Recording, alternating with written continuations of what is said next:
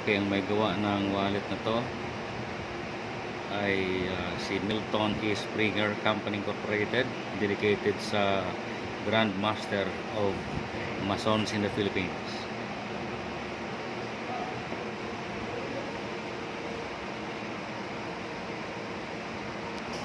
Medallion. Ito naman ay wooden medallion.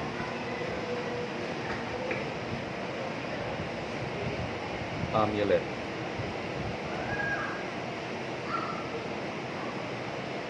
Imahe ni Madonna Lactan. Ito yung mga amulet.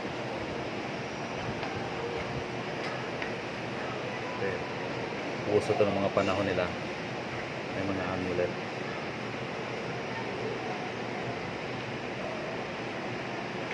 Yung mga pins.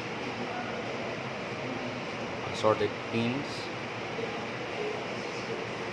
With nationalistic symbols and inscription na ginamit ni Emilio Aguinaldo noong kanyang panahon.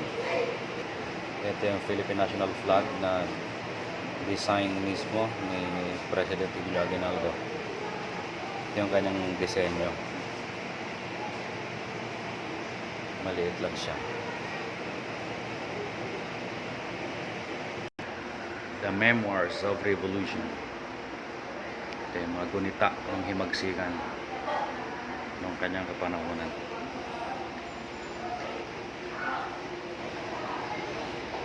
Presencia Verídica de la Revolución Filipina. Ayan. At Tarlac. Sa Tarlac pa yan. Agosto 31, 1899.